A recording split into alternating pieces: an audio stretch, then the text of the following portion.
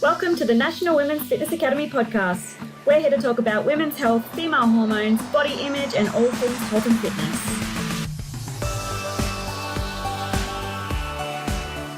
Hello, girls, and welcome back to another episode of the Women's Fitness Academy's podcast. I'm your host, Siggy, one of the WFA educators, a women's fitness mindset and body image online coach. What a mouthful. Today, I am chatting with a dear friend of mine. Her name is Gem. And for those who actually don't know Gemma, she is a coach who's guiding driven and high-achieving women who struggle with anxiety, perfectionism. I am a recovering perfectionist, and resistance to discovering happiness, confidence, and calm within themselves. Now, for those who are not familiar with Gemma's work, her coaching strategy is heavily informed from her own 23-year journey, which I want us to dive into, of holistically healing panic attacks, anxiety, depression, and chronic fatigue syndrome. Gemma's approach to healing is that painful emotions and experiences in life hold intelligence. And what I mean by that is that they have a key purpose, where they are to reveal a deeper understanding of our most true, authentic self, so that we can let go of doing what is pleasing to others and choose what lights our own soul on fire instead. And how funny is that we're having this conversation today after my experience of dating lately, and we're having this conversation about how to stop pleasing others and start taking ownership of ourselves. And I would love to open the conversation with you, Gem, about what has been the most common area of anxiety for you when it comes up to, you know, lighting your own soul on fire and saying no to people. First of all, thank you so much for inviting me and having me. Always a fun conversation with you, girlfriend. So when you are, just to clarify, when you ask me that question of what's been the most common point of anxiety within me when I say no, and I assume part of that is when I step out of people pleasing. Yes. In fact, I can probably answer this in a couple of ways. What comes up for me immediately is the first moment that I realize something is misaligned within myself, or something is feeling off within myself. And then I can also speak to like when I'm literally delivering that no or communicating around it, what pops up for them there for me too. But the first way that I can detect and that I can know that something is off internally for me, that I'm straying from what is true and right for me, is that I will have this experience of anxiety internally. And one of the ways I speak about it and teach women about this is it's almost like this internal alarm bell system that is turning on, that is on our team and is actually saying to us, hey, babe, there's actually something here to look at. There's something really important that you haven't yet consciously noticed. Yeah. And so what I see is a lot of women will feel that discomfort or that anxiety and then ask questions like, why am I anxious? I'm so anxious. I just feel so anxious. How do I get rid of this anxiety? And go straight into how do I eliminate that feeling internally, right? And so one of the things, over my very, very long journey with understanding anxiety was realizing, okay, this is my body and my heart, my soul, my intuition speaking to me. So can I almost partner with that? Can I welcome that in? Can I collaborate with it and get curious about why that might be there? Because a big part of my journey in the past with emotions generally, but definitely anxiety, was that I believed that if I felt painful emotions or showed painful emotions, that meant I was weak. It meant I was broken. There was something wrong with me. I wasn't good enough. And, I was inconvenient, too sensitive. I couldn't possibly be lovable in that state, right? And so from that, I took the better I am at suppressing them, pushing them down, hiding them, doing and achieving over the top of them, the more stronger and intelligent and successful I am as a woman. And obviously I couldn't have been more wrong. The more I went down that path, it created dis-ease, dysfunction, disharmony. But that needed to happen, and things needed to get as hard and as painful for me as they did, so that I learned how to listen to my body. And so something that I've learned is that when I'm suppressing something that is true or important to me, my body will express on behalf of me. And one of the ways it does that is through anxiety. So these little alarm bell signals and this I call it the language of the body. Yeah. Emotions and physical symptoms. The body can't speak English and be like, hey, yo, this thing, look at it. Right. So it makes us uncomfortable, because otherwise we would just continue about our day. We live such high stimulation lives that if that discomfort wasn't present, there wouldn't be anything to ask us to look internally. And so that was the first piece for me of like, okay, that's the first piece where anxiety shows up in answer to your question is, oh, okay, this is interesting. Like something feels uncomfortable. Something is not feeling good. I'm feeling uneasy. I'm feeling nervous. I'm feeling uncomfortable. I wonder what this could be about, right?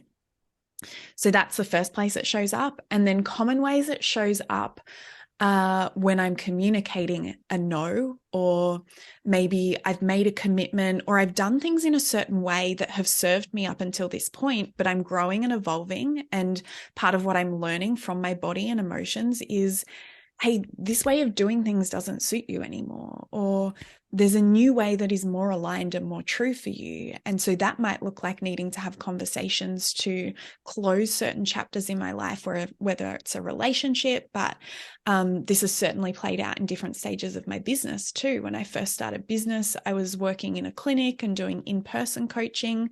I realized I wanted to be location free. Those two things couldn't coexist, right? And so hard conversations like that.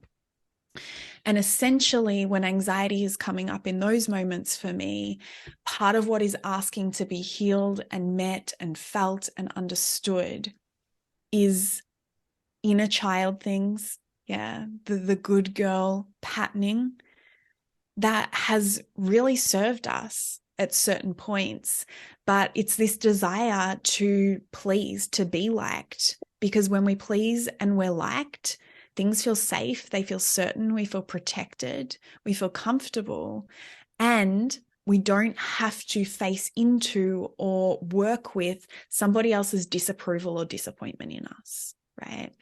And so that's where anxiety will come up. If I'm saying no, it'll be revealing to me, okay, I'm handing over my power to this person, or I'm wishing it could be different. Basically, I'm telling a story that it's not okay for me to choose myself instead of that person. And that could be for a number of different reasons. And it's not wrong or bad, right? We get to be curious about what that is and learn about ourselves even more. So. And you made such a good point around the good girl pattern, because I'm sure many of our listeners can resonate with that. I totally do, because for so many years I used to be the yes woman for everyone and take care of, family, friends, partners, doing certain jobs that I didn't want to do it, but just saying yes because I thought it was the right way of going about it.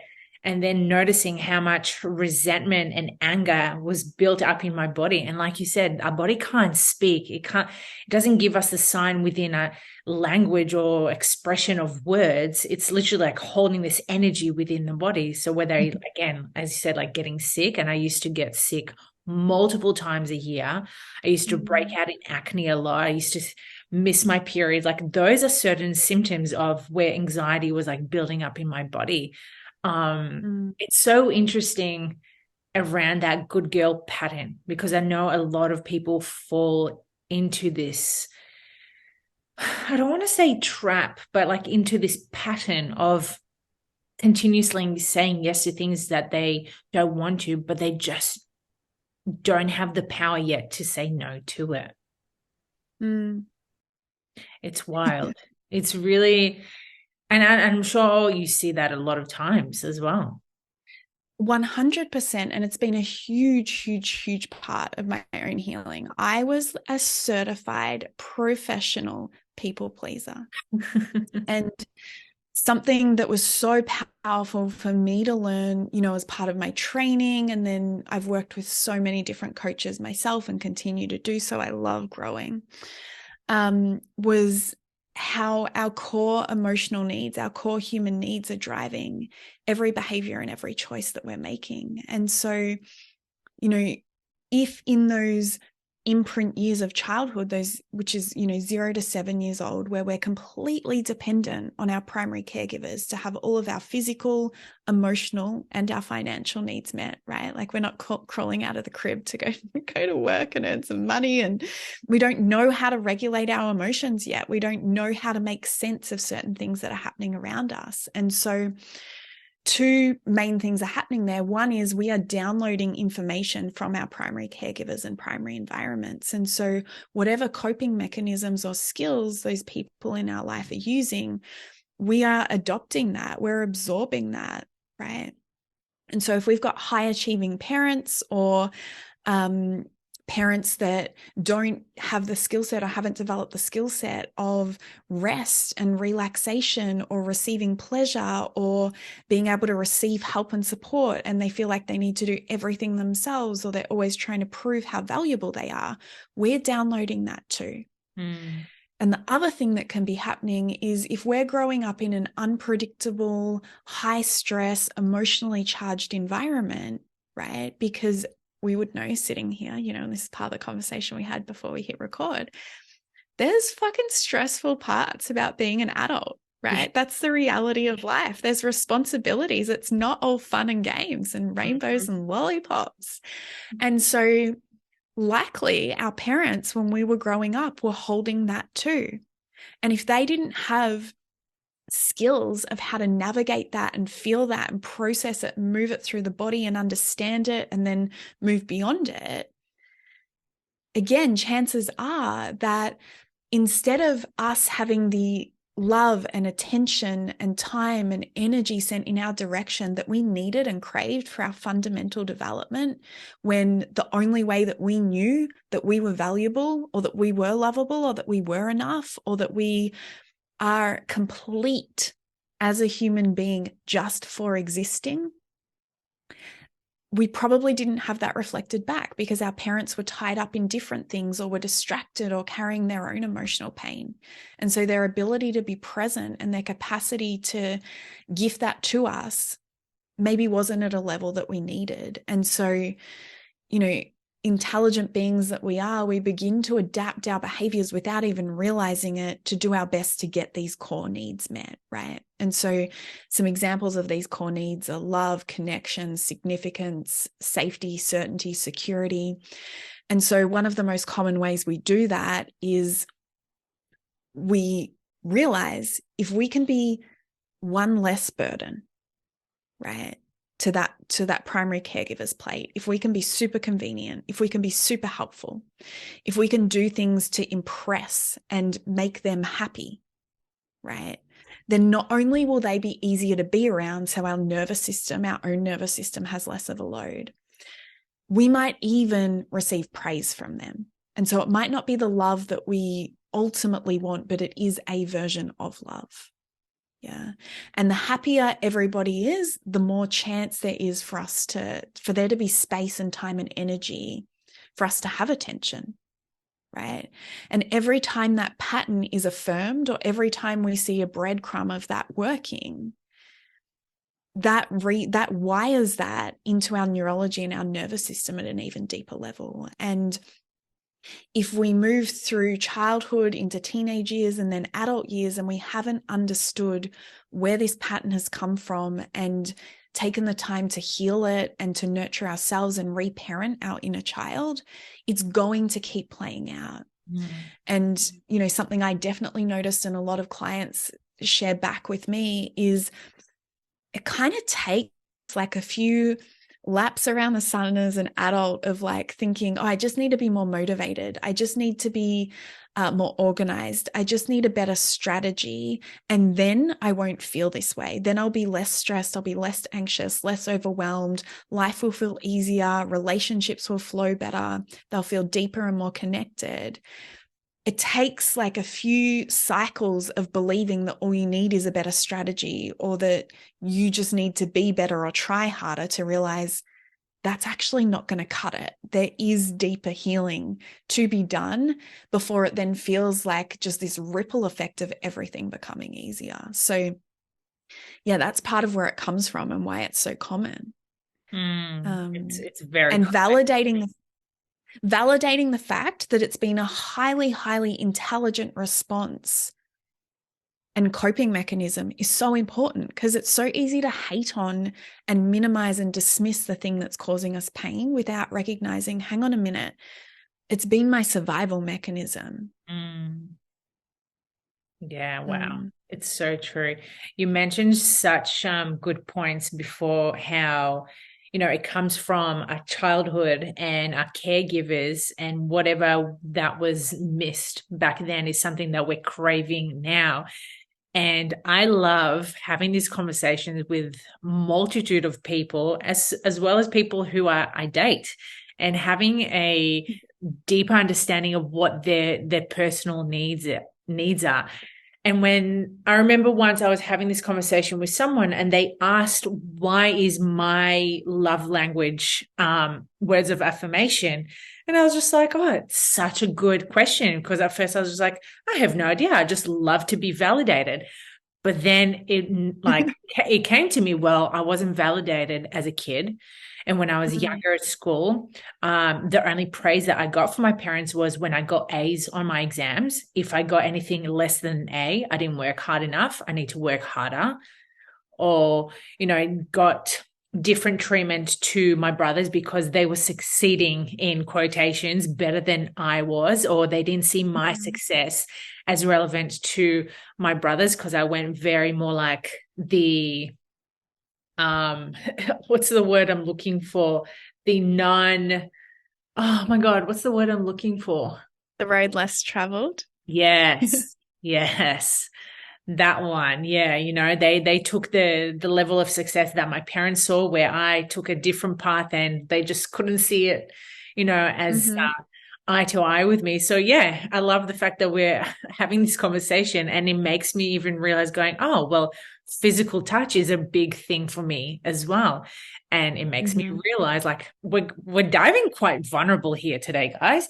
But physical touch, as a kid, I wasn't loved the way I wanted to be loved.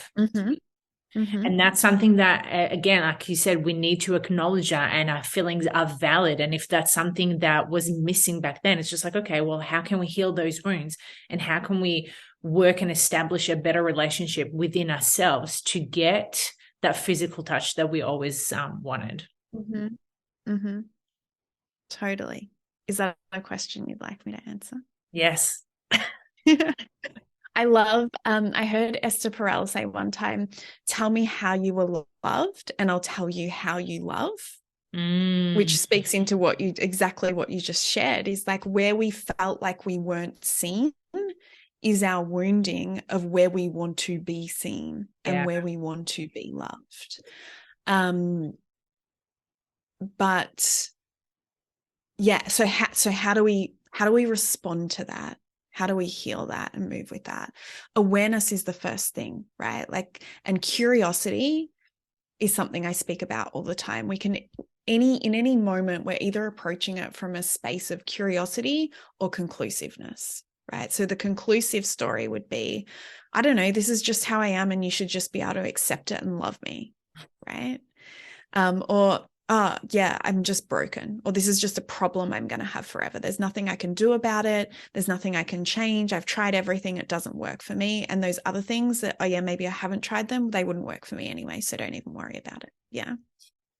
Whereas the conclusive is, like you shared, Sig, of, yeah, like, why is it that those love languages are really important to me? Yeah. And from there, we're actually shifting into self-understanding. And when we understand ourselves, we can shift into self-compassion. And nothing can be healed without understanding and compassion. And that's what I was referencing before when I said we can get really sassy and narky and dismissive of these patterns that feel like, gosh, like if perfectionism would just get out of the way, I wouldn't have this problem anymore. So how do I get rid of that? How do I eradicate that? How do I remove that? But that is actually an important piece of the fabric of your development and your life and who you have been and how you have survived and how you've shown up. And so love is essentially what is going to allow you to heal that and move through it, and acceptance. And so to be able to do that, we have to, understand, how is it functioning? What is it that was important about that? What is it that has me feeling uncomfortable about certain versions of love or unable to receive certain versions of love, right? Because we can hover each way, whether it's anxiousness in terms of, oh, I really need this, and where is it? And if it's not here, this isn't going to work and it's not going to be okay. And what if this and what if that? Or avoidance of, oh, I just don't want anything to do with that because it reminds me of this, or if I have it, it might go missing. So let's just not have it so that I don't have to deal with what would happen or how it would feel if it went missing. A huge part of it is reparenting our inner child. And yes, relationships outside of us can play a huge role in our healing, and they will never, ever be enough if we're not taking responsibility for our needs and the way that we want to be loved primarily. And the interesting thing about this, Sig, too, is that unconsciously we are always teaching other people how to relate to us, how to respond to us, how we want to be loved, what is and what isn't okay. And so if we don't have in the relationship with ourselves the ability to meet our own needs, right? So words of affirmation, for example, if we're unable to celebrate ourselves, if we're unable to receive a compliment, if we're unable to speak highly of ourselves, one, we're not showing other people that that's the standard for relating and the standard that we want in our life. But two, anybody outside of us that shows us that, we might have that feeling of like, oh, finally the love that I wanted.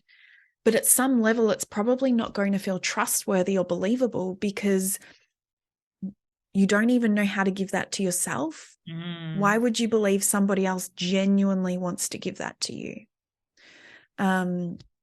And so a lot of what I teach is, yes, a lot of talk coaching and uncovering and deep diving into the neurology and the nervous system, but also the somatic embodiment work of how do you actually go in and connect with the subconscious and speak to your inner child and deeply, deeply listen to the distress that she's in and the plead or the beg or the protest that she has when you're not being loved in that way or when that need isn't being met. Speak to her in that, comfort her in that, and then bring in your adult wisdom to guide her into a new way of doing things, and like side by side holding her hand. None of this like dragging and like, oh, can you just get over this already? Can you imagine saying that to a distressed little 2 or 3 or 4-year-old in front of you? Like, you just would never do that.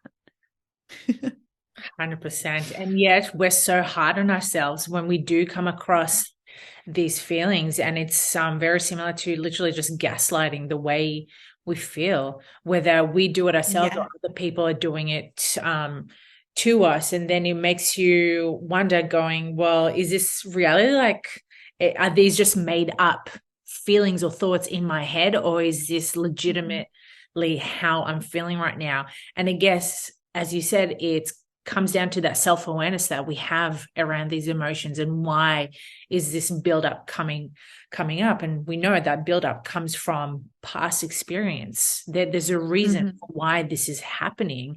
And again, it's just tapping into that, making us realize, okay, what's happening in this moment? How can we navigate and get ourselves out of that position of, anxiety or depression? And I think that comes back to the curiosity too, right? It's easy to go into that judgment of like, is this real? Isn't this real? Should I be paying attention to this? Am I making something up out of nothing? What if we were to pause there and not focus on that, but rather focus on the fact there is something here to be understood, Yeah. It might be something from the past that's being triggered, or it might be a present moment reality, but there's something here. So can I just get curious about what that is without having to judge the fact that there is something here in the first place? It's a great way of having more emotional awareness around our feelings, and especially not just as individuals, but also in relationships, because we know communication is key with anything. If we're not able to communicate our own needs, how are we supposed to be having a healthy relationship with people, whether it's intimately, friendships, co-workers, and so forth? So important what you've just said there. Yeah. Like, if we cannot understand ourselves, how can we possibly think that somebody else is going to be able to understand us? We're the only ones connected to our nervous system, our intuition, our body, our experience. Nobody else has access to that. Right? And so if we can't name and clearly explain what that need is, why it's important to us, it's really, I would go as far as to say unfair, but so much pressure as well. But it's unfair to expect others to be able to decode that, or like mind reading is not a thing. But so many of us have been brought up to believe if they love me, they should just know. Yuck. I used to say that. I used to too. Yeah. And it's a beautiful way to negate having to step into your power and know what you need and ask for it. And Because it's scary to ask for what we need. Literally, you just took the words out of my mouth. It is so scary to express your needs, express your wants, because again, it's putting you in such a vulnerable position in front of a person going, hey, this is what I need. And most of us don't do it, or so afraid of doing it, because we're frightened of the outcome being negative, where they're going to put us down or be like, well, I can't do that for you, then go elsewhere. And too often people see that as I mentioned, like a negative way of looking at it. So they'll just put their needs to the side. But then for example, in relationships or dating, if you're not able to communicate your needs, and then 10 months later, a year later, 5 years later, you're still resenting this person because they can't read you what you want, it's just like, well, it's on you. As you mentioned, Jamie, like, you need to take self-responsibility on communicating your needs. Like, no one's a mind reader. Absolutely. Absolutely. So important. And, the interesting thing around this fear of somebody saying no to us, or this fear of rejection, is, for sure, a component of the fear is absolutely about that. But if we dive a few layers deeper, what we actually get to find is that the fear is in fact around feeling pain, for one, right? Like, I can't tell you, one of the things that I say over and over again to my clients is the pain is in the resistance. Yeah. We create so much freaking pain in the anticipation of potentially maybe being disappointed or rejected, right?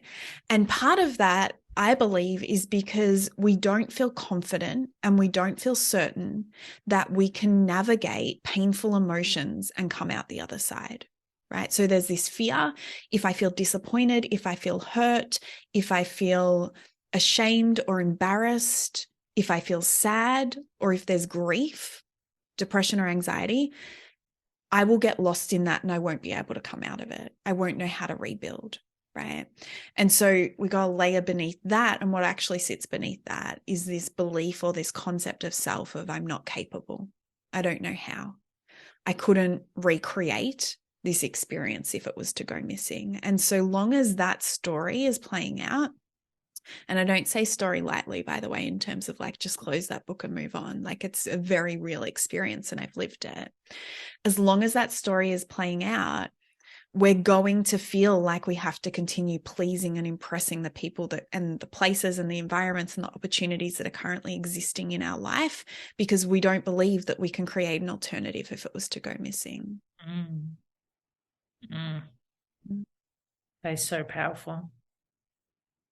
I hope this is sinking into a lot of our listeners who are listening in right now going, oh, wow, this might be something that I need to explore a little bit and start noticing, where do you not trust yourself enough to actually have these conversations? Like, where are these negative self-talk are coming from? Again, like, it can be, well, it is from previous personal experiences, but where's it really showing up, and how to have those deeper conversations with you. And again, I do believe, and this is something that I practice myself and I practice and coach my clients about, it is that confidence comes from repetition. The more we're able to repeat healthier behaviors, the more you're going to be able to do more of it confidently and be able to gain that power back and be able to be confidently enough to express your needs without having that anxiety or that anticipation going, what if that will happen? It's just like, no one knows what's going to happen. You're just going to have to bite the bullet and do it anyway. Yeah, absolutely. And, part of what's happening behind that is you're building knowledge and familiarity within your nervous system and your neurology, evidence essentially that you can do that thing and survive, right? And that could look like, when we talk about confidence, that could be, okay, I'm building confidence that when disappointment arises, when I discover this thing that has been so dear to my heart and has been so important to me is maybe no longer a match for me or can't meet my needs, I can survive that. I can learn how to move disappointment throughout my body and feel it and hear my inner child and meet her, and then come out the other side and feel lighter and more free. When I build confidence in that, that is a woman that is unstoppable. Because no longer is there codependency on a job or a person or, even a nutrition plan or whatever it might be. All of a sudden, there's the opportunity for flexibility. It becomes possible to change your mind. It becomes possible to ask for what you need and what you want, because you learn, okay, my highest ideal, yes, is that this person can meet me on this, that they will say yes. And if they don't, I can either do that myself, I can source it in another relationship, or I can remove myself from this one if it's a non-negotiable for me. Yeah, so powerful. And that ties in, because you no longer have to settle. Yeah, and a lot of people settle.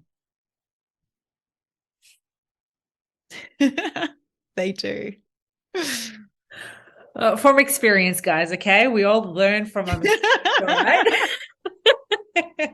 And it's so funny because before we started recording, we were actually talking about, experiences of dating and actually being brave enough to put yourself out there and express your needs. And lately I've been noticing myself doing that more often than usual. And if we had gone back 10 years ago, there was no way in hell I would have the courage to express what I wanted. And even if there was something that I wanted, I didn't have the confidence to express it because of that fear of not belonging or being with someone. And again, that was my personal experience of abandonment issues, not being able to be independent on myself and having to be codependent on others. So yeah, I love where this conversation is going, because it's literally like bringing all these like light bulb moments. Totally. And something I'd love to add to that, I was just like popped up as I was listening to you speak, Sig, is, this healing work and arriving to a place where you can ask for what you need, and you do ask for what you need. That doesn't mean it feels so easy and like so comfortable, it's still going to feel hard. It's just that it now feels absolutely possible. It feels like an option. Yeah. As opposed to that complete flight, fight, freeze, fawn, avoidance mode, or sitting with just like balls of anxiety in your stomach and your chest, just super, super tight. And, to this day, when I ask for what I need at certain times, not every time, certain times, it will bring up an opportunity for healing. And so we're not looking for an instance necessarily where it's like, oh, that felt really comfortable. That felt really easy, right? Over and over again, I'm invited to nurture my inner child and take her to a whole other level of showing her it is safe to speak your truth. It is safe to say no. Mm-hmm. When I disappoint people, that does not put a question mark over whether or not I'm a good person with pure intentions. Yeah. And so it's allowed to feel challenging when we're moving through that as well. Mm. And I also believe that a lot of people think this whole healing journey should be feeling light and love. And as we mentioned before, like the rainbows and butterflies. And you know what? I wish it was like that, but it's not. It uncovers a lot of dark areas of yourself and your past experiences that you've never actually witnessed before. But as you mentioned, like once we're able to witness these patterns, we are able to move past it and life does get slightly easier. But again, every time you step into a new stage of your life, there's going to be another dark place that you're going to have to heal. Like that is that is the beauty of the human experience. Yeah, it's the polarity of life. And I agree with you so much on that I would go as far as to say that if there is only love and light, or if that is your goal, the point is being missed and the real work is not being done.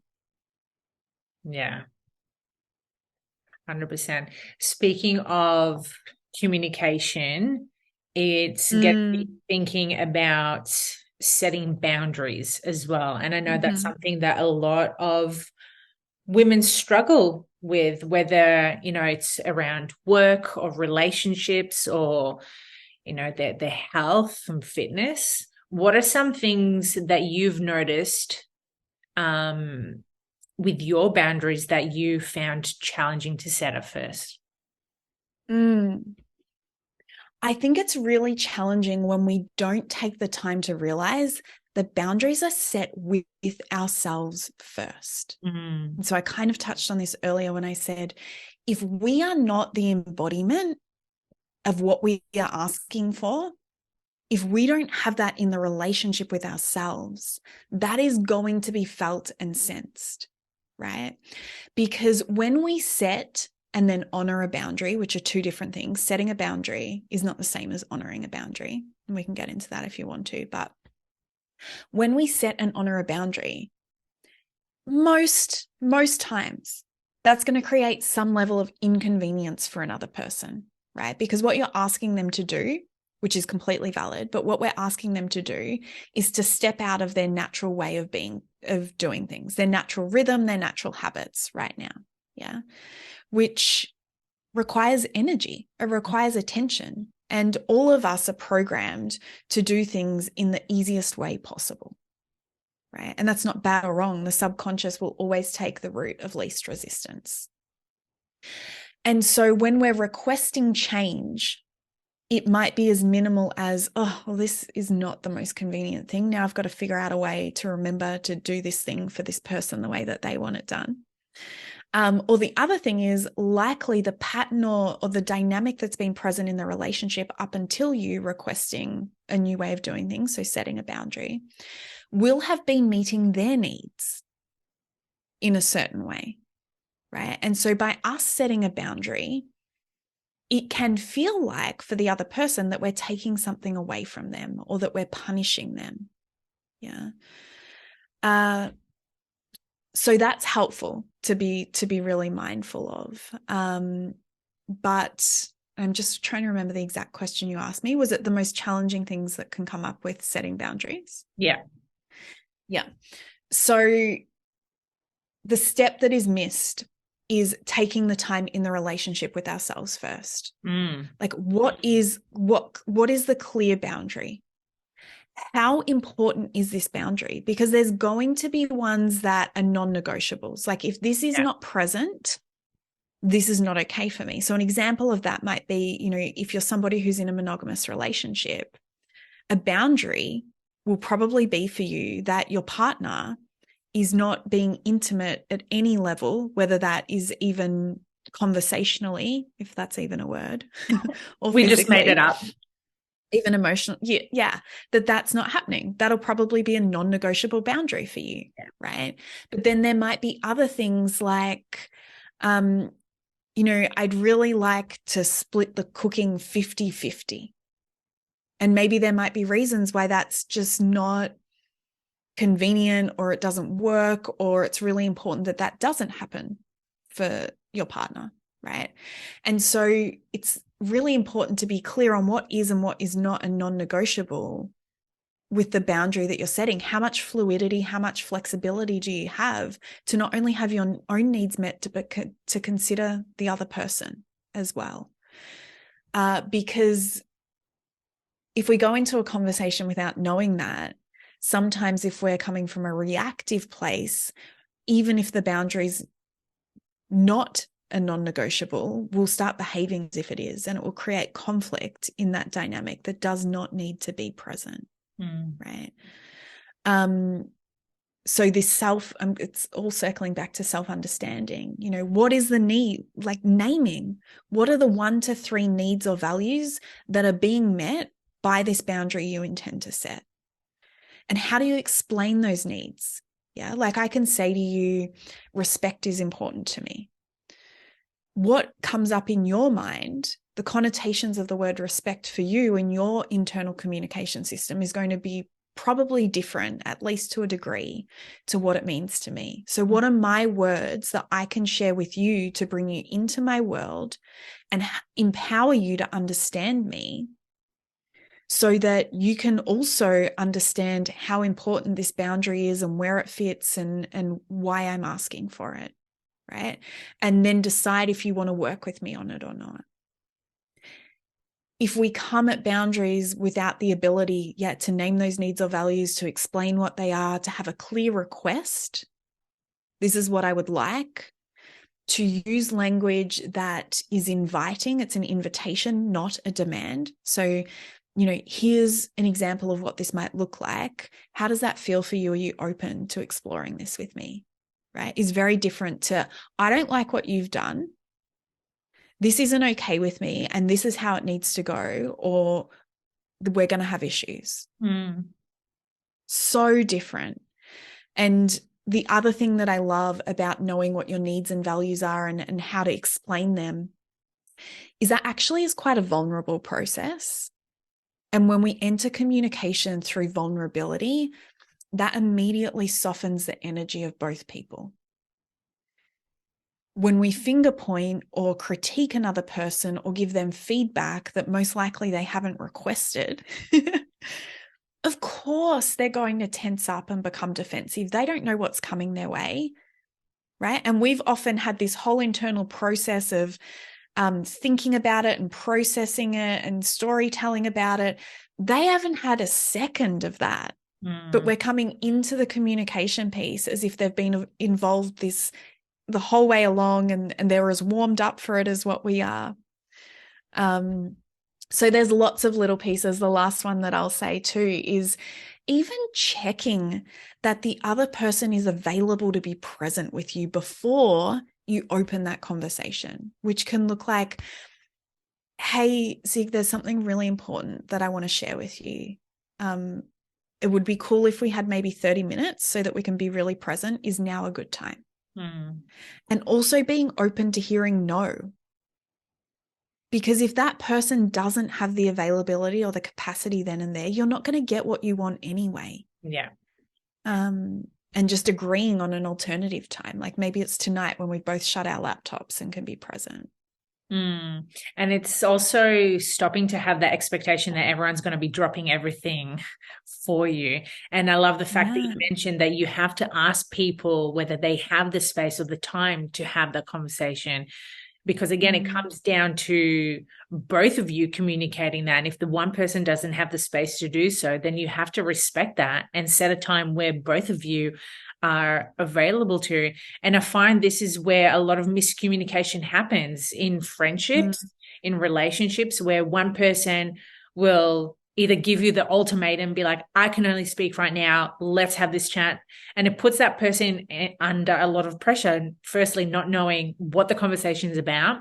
Why are they demanding to have this conversation right now? Like, what's the urgency? And it puts the other person under stress as well. Like the anxiety that comes up for that person regarding the communication is, yeah, it's not okay. And completely. And what's actually playing out, one thing I want to add here in case any of your listeners are hearing this and thinking, shit, that's me. That's what I do. Yeah. Is these behaviors are reactions out of the nervous system. And so if you are showing up in your relationships or in your life this way, the pure intention behind that, the understanding piece is, oh, I'm just trying to, as quickly as possible, regulate my nervous system and get out of this discomfort and pain. Can I have compassion for myself that I'm doing the best I know how to not feel horrible right now? Mm. And then also take ownership of that and realize, okay, there's probably a gap here where I need to develop some skills to learn how to respond to myself in those moments so that I can create a pause and some space for me to regulate, to do the self-reflection and not create spot fires and conflict in my relationships that don't actually need to be there. Mm. And that's the beauty of setting boundaries as well. Mm, It's very, yeah. very powerful to be able to have those conversations openly as well, and like trusting the process as well. And like you mentioned, it's noticing like what's coming up within your body and how can you start self-regulating yourself before it becomes, Mm-hmm. abruptive like a volcano. Yeah.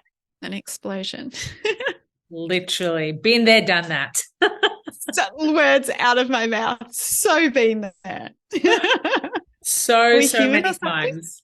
Yeah, Yeah. so many times. And you know what? As you mentioned, like you just keep learning from it. You're able Mm-hmm. to better understand your nervous system every time something does come up and it shows up within your body, whether it's the anxiety or the resentment or whatever that uncomfortable feeling is. It's like really diving deep, going, like, where is this coming from? Like, why am I feeling this way? And being more emotionally aware of it. Mm-hmm. Mm-hmm. Yeah, it's super, super powerful. What would you say has been like one of your biggest lessons about healing anxiety? Mm. The biggest turning point for me, right? Because over the years, I would get improvements, Mm, but if if a pain point like anxiety is still present, yeah. that is showing you that, yeah, you've got improvements, but it hasn't actually changed or healed because it's still there. And let me context this because it's a nuanced conversation. What I Mm, mean by that is like prolonged periods of anxiety, super intense panic attacks. It's completely normal and appropriate that throughout life you'll experience anxiety. If you feel like that is though for prolonged periods and it's more common than you feeling calm and relaxed and confident and self-assured, I would not say that's normal. That's not how we've designed to operate. It's common and it's how a lot of the world does operate. But I also genuinely believe that is a sign that there is deeper healing that can be done so that you can change that.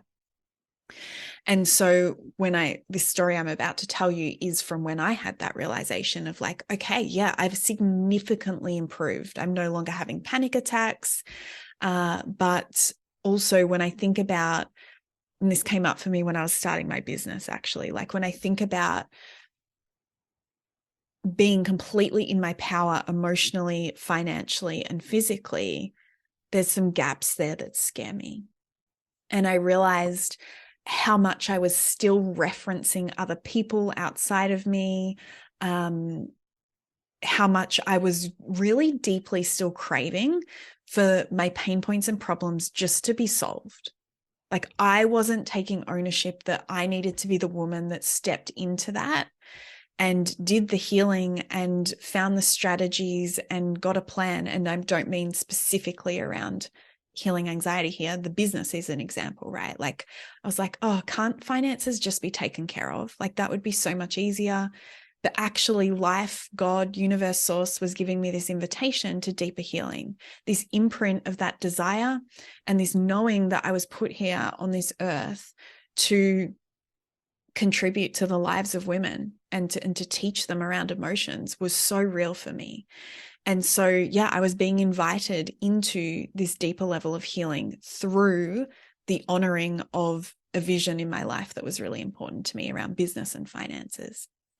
And yeah, so I realized I was still very much wishing that inconvenience would just be taken care of, wanting to hide, play small. And I had a lot of people around me that were beautiful listeners, and they would just listen to me complain about it or workshop it or even talk about what I could do about it and what being proactive would look like. But they weren't calling me out on the fact that I wasn't following through on any of those things. Right.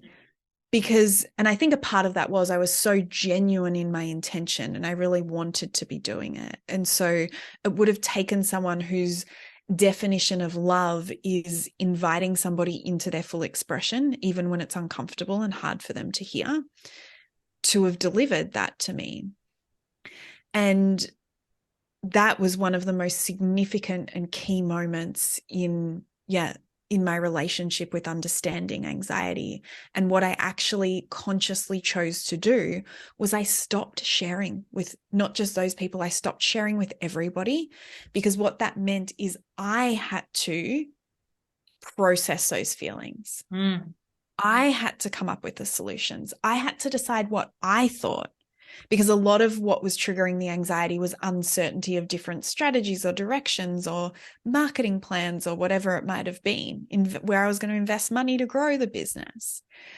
And so I had to get clear on what felt true for me and become okay with making mistakes and then taking corrective action or a new direction with the data and feedback I got, because I was actually in the game. I was actually living my life.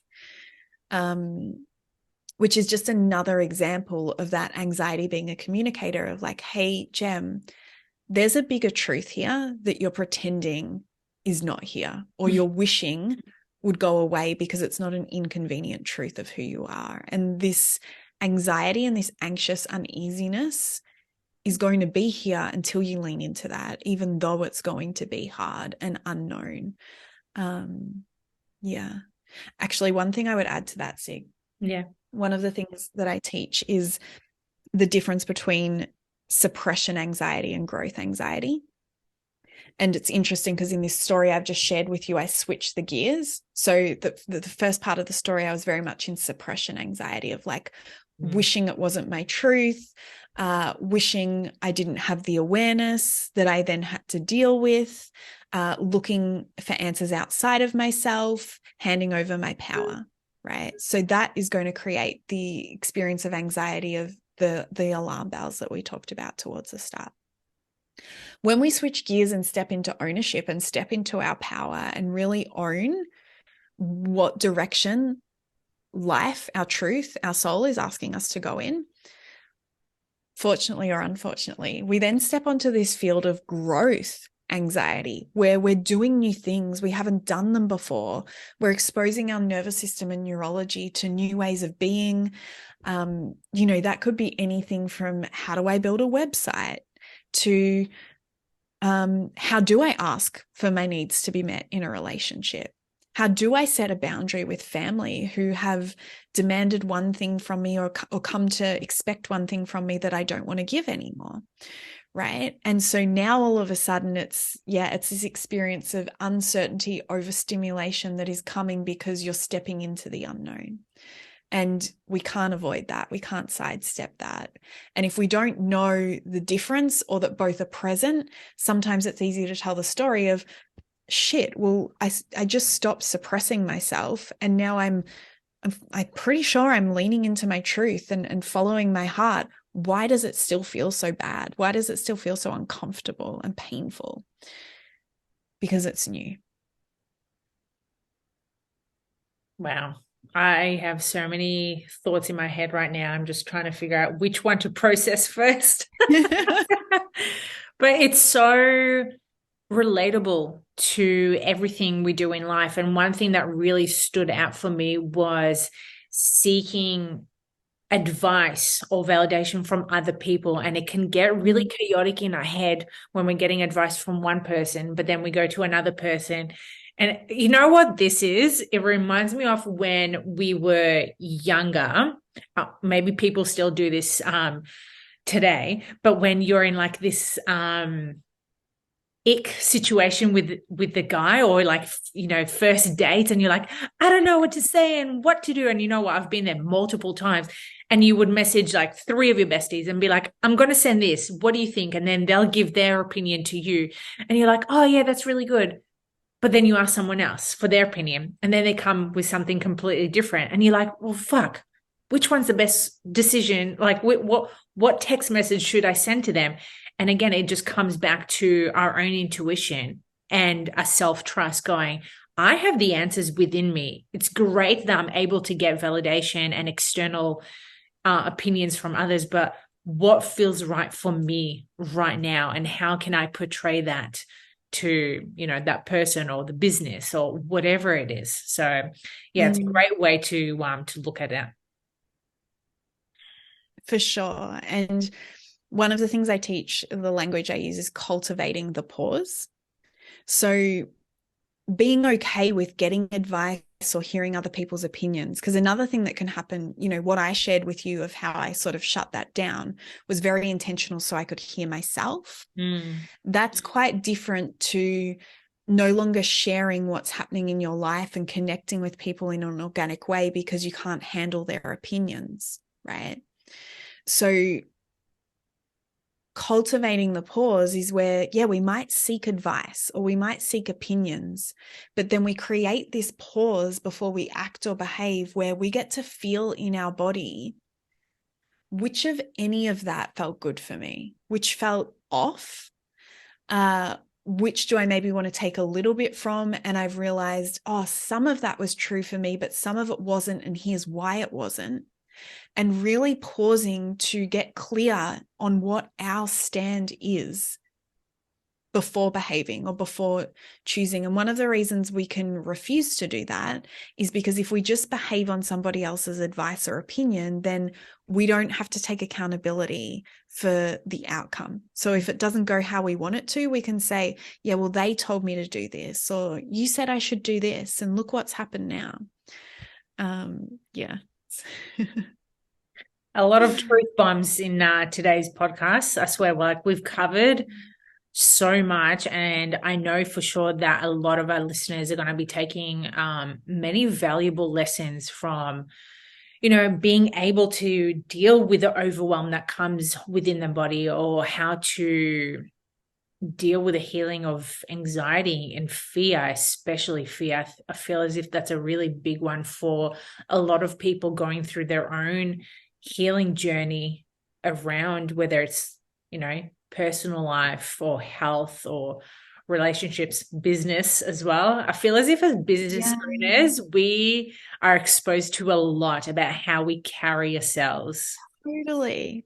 It's what we sign. Like, I can distinctly remember when I started a business, there were 4 key reasons. And one of them was, I want a growth platform for myself that will consistently call me into expansion. I had no idea how intense that was going to feel.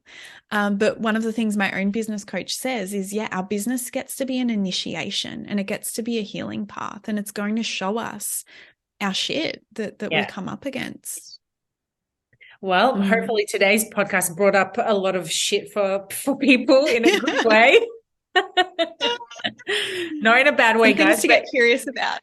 100%. And like we said at the beginning, this journey is not just about love and light. It's about really rediscovering your dark shadows and being able to sit within that shit and go, cool, like what is it that I don't like? How can I work around it? And let's heal these wounds. Let's move past it and be able to cultivate better awareness around all of that. Gem, thank you so much for joining me today. I swear this conversation, I reckon we could easily continue talking for like another few hours like we always do. Totally. Well, I'm happy to come back and chat again. It's enjoyable. Yeah, I'm sure our listeners will be loving all of this. Now, before we head off, where can our listeners find you? Yes. So my website is probably best, which is just gemmahanley.com, Gemma with a G. I'll give you the links. And my Instagram, I show up there daily also. So my Instagram handle is at Gemma E. Hanley.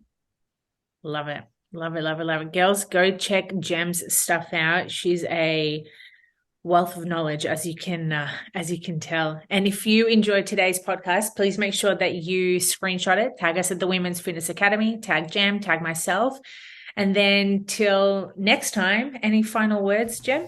Just thank you so much for having me.